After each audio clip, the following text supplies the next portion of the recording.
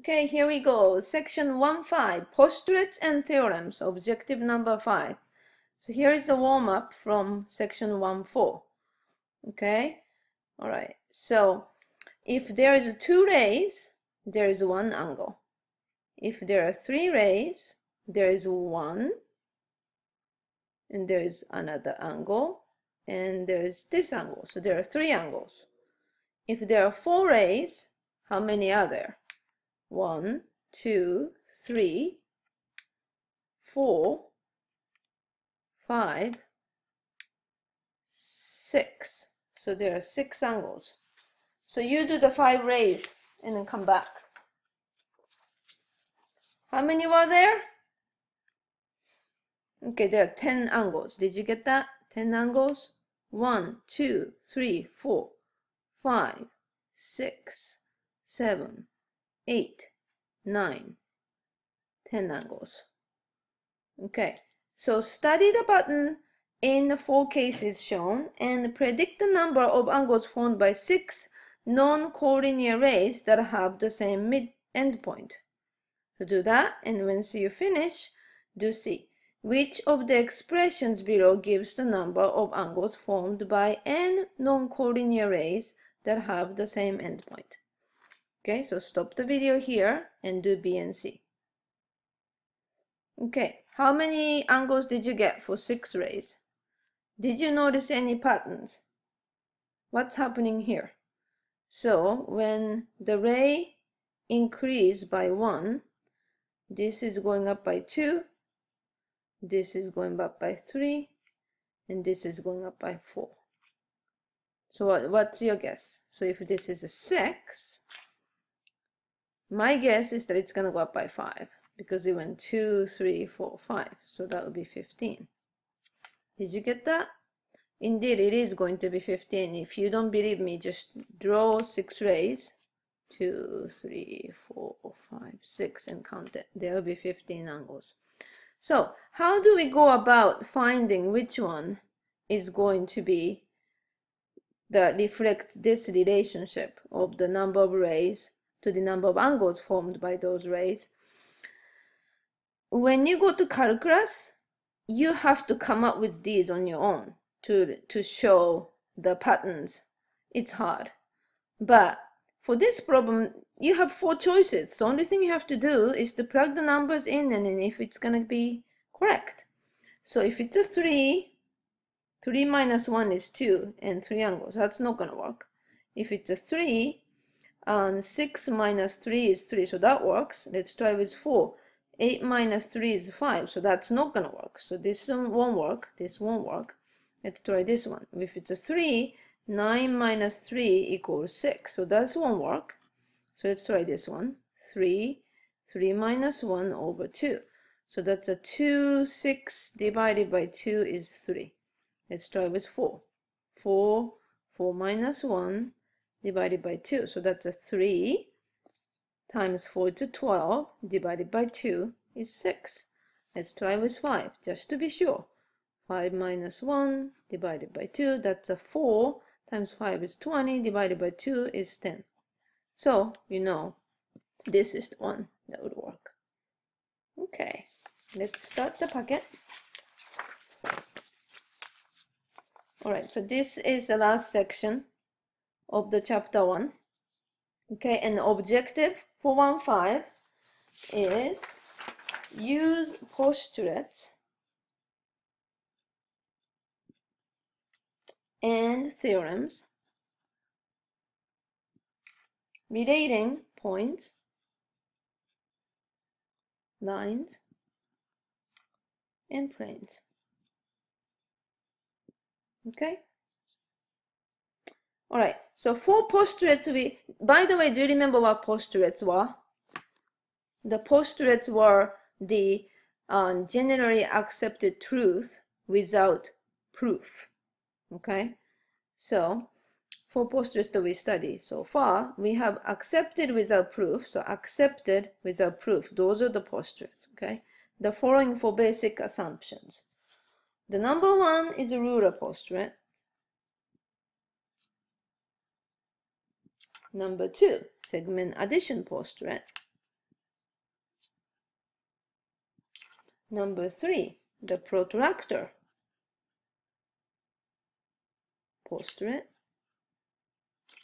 And the fourth one that we did is angle addition postulate. Okay, so we've run these 4 so far. Now we are adding a whole bunch of them. Okay, so here we go. Postulates 5 through 9. We have, oh, by the way, you cannot call like postulate 1 and instead of saying Ruler postulate, because in this textbook the postulate 1 is Ruler postulate, but in the rest of the world, if you say postulate 1, they don't know what it is. So we have to remember those names. Okay, and postulate 5. A line contains at least 2 points. A line contains at least 2 points. A plane contains at least 3 points. Not all in one line. Okay, if all the 3 points are in one line, then it doesn't determine the plane. You remember, if there are 3 points but all in the same line, it's the same as, you can have million lines on this, it's still the plane, there's going to be million planes that can go through here, right? Like that. So the point have to be outside of the line to make a plane fixed, the plane address fixed in some fixed location. Okay, a space contains at least 4 points, not all in one plane. Okay, we didn't really do this, and you don't really need to know for this section, but it's in the postulate 5. Okay, so don't remember this being postulate 5, you just remember this fact, as that's something that we accept as truth without proof. Okay, through any 2 points there is exactly one line. So if there are 2 points, you cannot draw 2 lines through these 2 points. There's only one line that can go through it. Through any 3 points there is at least one plane. Okay, through any 3 points, so even if it's a collinear, there is at least one plane that goes through it, at least one plane. And through any 3 non-collinear points, there is exactly one plane. So if there's one point, and then another point here, then there's only one plane that can go through those 3 points. If there is no specification as to how those 3 points are, and those 3 points could be collinear, then there's infinite number of lines. And that's why it says at least one line. Any 3 points is at least one. Could be more than one, but at least one.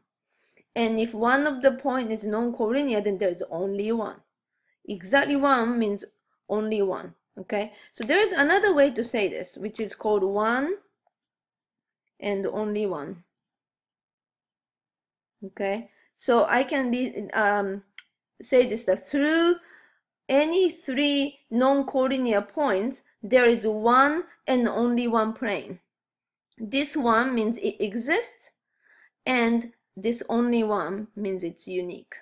Okay, all right, postulate 8. If 2 points are in a plane, then the line that contains the points is in that plane. If 2 points are in a plane, then the line that contains the points is in that plane. Okay, so if there is 2 points and these points on the plane, then the line that goes through those 2 points are also on the plane. Okay, all these postulates are kind of common sense, and then yeah, it can get tricky. These are the ones that always, sometimes, never problems are based on. So you have to have a clear idea on what these are saying. If 2 planes intersect, then their intersection is a line. Okay, so you know, we've done this many times. So if 2 planes are intersecting,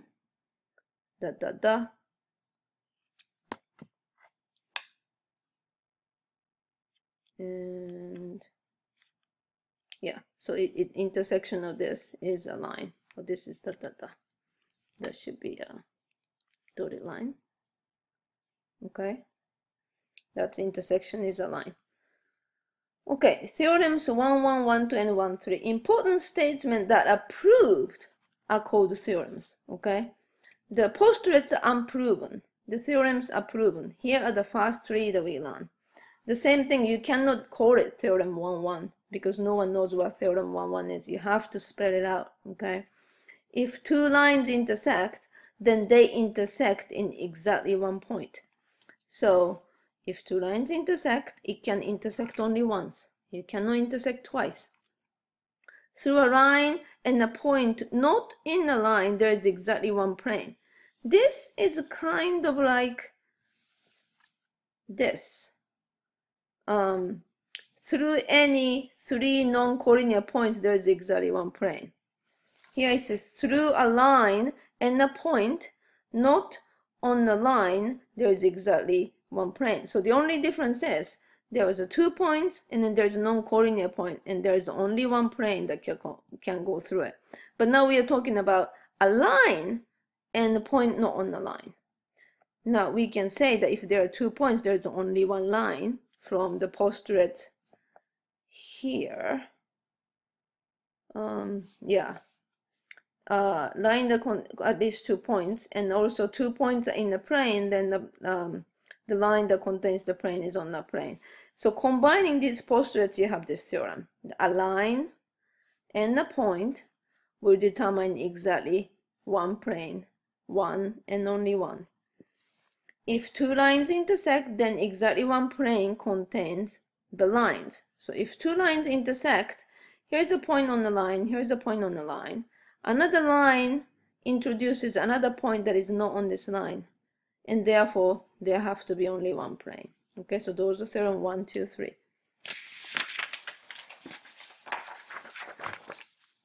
All right. Here is some of the practices, okay? So theorem 1-1 states that two lines intersect in exactly one point. The diagram suggests what would happen if you try to show two lines drawn through 2 points. State the postulate that makes this situation impossible. So now here's the 2 points and then 2 lines intersecting twice. Okay, which postulate does this go against? Go back to the page and look through it and then pick the one that would work. Okay, state postulate 6 using the phrase one and only one. Try that. And reword the following statement as two statements, one describing existence and the other describing uniqueness. Okay, so let's stop the video here and then do these 3. Okay, so 1, which postulate does this go against? This is the drawing that is trying to suggest that two lines intersect twice. But now, through 2 points, there are 2 lines that are going through. So there was a postulate that says through any 2 points there is exactly one line. So it's going to go against the postulate number 6. Okay, now state the postulate number 6 using phrase one and only one. The postulate number 6 says through any 2 points there is exactly one line. So restating this, exactly one and only one is the same thing. So through, this is 2. Through any 2 points, there is one that exists and only one, which is unique, line. Okay, now rewrite the following statement in 2 statements, one describing existence and the other describing the uniqueness. The segment has exactly one midpoint. So a segment has a midpoint.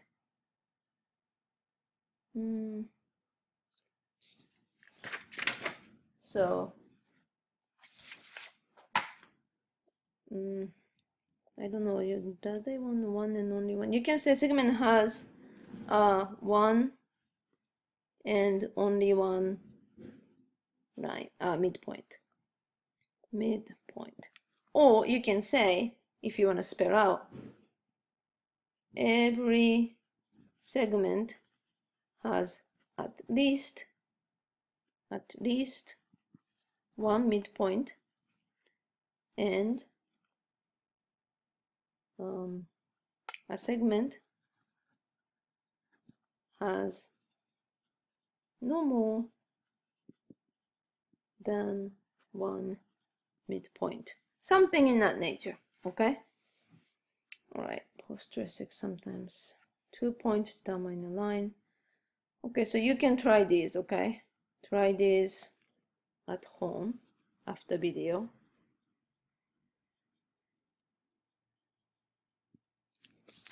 And let's see here, exercises. All right, so let's see, we're gonna do 8 and 12 in the video. Okay, and yeah, we don't need to do this. All right, so let's just do these and then we finish the video. I want you to do these at home. Okay, so this is in video and these are home. Okay, all right, so we do these and then we are done, and I see you in the class. Don't forget to do the survey. The name 2 points that determine line L. Line L is right here, and the 2 points that is on the line is C and A. So that would be C and A. Does plane N contain any points not on line AB? Does plane N contain any points not on line AB? Yeah, so any points that are on this plane that is not on this line is going to be on that plane. So, of course, yes.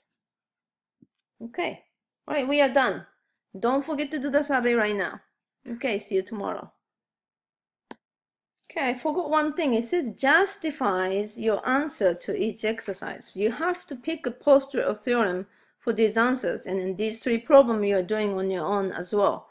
Okay, so let's think about this. Name 2 points that determine line L, and that's a C and A. So which postulate does this are we using to use that C and A determines this line? It would be postulate 6. Through any 2 points there is exactly one line. So this is through any 2 points there is one line.